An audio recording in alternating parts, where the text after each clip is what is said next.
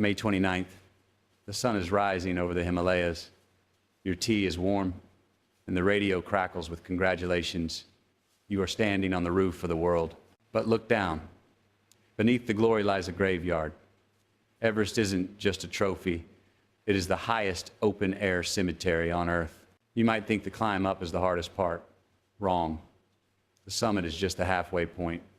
The descent is where the mountain takes its tax. Over 300 climbers are still up there, frozen in time. We don't know exactly where they all are, but we know they are watching. Why not bring them home? Because at 29,000 feet, the air is too thin for heroes.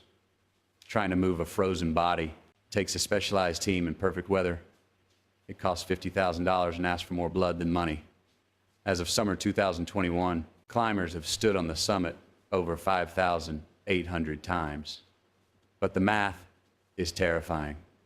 For every 20 successful dreams, one ends in the snow, forever.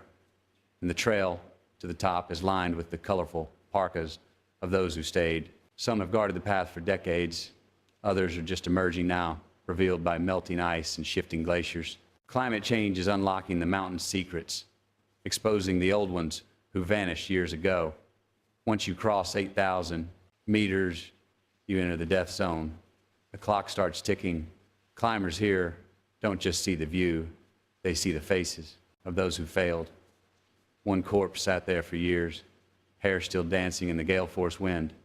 It gets darker. In busy seasons, hundreds of boots step right over the bodies of the freshly fallen. No pause, no rescue, just up. This grim tradition started with the very first pioneers. Before modern gear, there was the British legend George Mallory. He wanted it more than anyone. On June 8th, 1924, he pushed for the top with Andrew Irvine.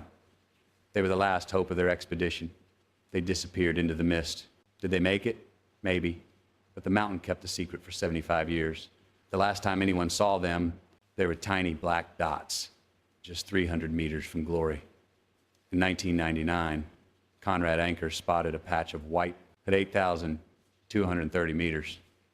It was Mallory, bleached by the sun, face down. His leg was snapped. He had slipped. And in the death zone, a slip is a death sentence.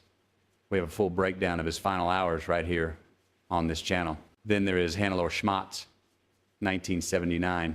She and her husband Gerhard were pros, but Everest doesn't care about your resume. Gerhard saw the storm coming. He told the team to turn back. Hannelore pushed on. She touched the summit, but the victory was short. On the descent, exhaustion hit like a hammer.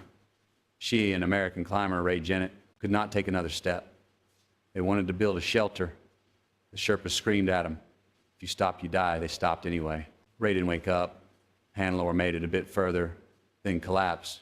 She died sitting up, leaning against her pack. For years, she became a waypoint, the German woman. Climbers would see her long hair blowing in the wind. From a distance, she looked like a resting climber. You would wave. She wouldn't wave back. Eventually, the storm stripped her down to the bone.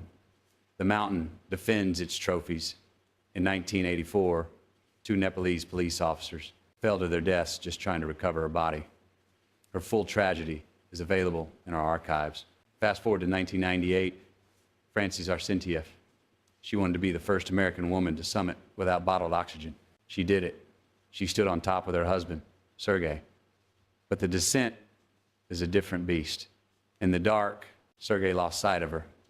The next morning, an Uzbek team found her. She was alive, but fading fast, half frozen and begging for help. They tried to drag her. They gave her oxygen, but at that altitude, you are barely keeping yourself alive. They had to make the impossible choice: stay and die, or leave her. They left. As they descended, they passed Sergei charging back up. He was going to save his wife. He never came back. Francys became Sleeping Beauty, a haunting landmark for years. Sergei vanished into the void. Their full story is waiting for you on the channel. But perhaps the most famous grim marker is the fallen climber known simply as Green Boots. His neon footwear became a grisly traffic signal near the summit. We have a dedicated video on his identity. He rests in a small cave, the same cave where David Sharp, an English climber, sat down to rest in 2006. Sharp was climbing solo. No radio, no Sherpa. He had likely reached the top, but on the way down, he needed shelter. He crawled into the cave right next to Green Boots. He never crawled out. Watch his full analysis here. These aren't just ghost stories. They are warnings written in ice. Everest looks like a challenge, but it is a trap. Today, it is the most crowded high-altitude graveyard on the planet. Mallory's snow goggles were found deep in his pocket. He was prepared for the sun to go down, but he never saw the night fall. Thanks for watching. Respect the edge and check your oxygen.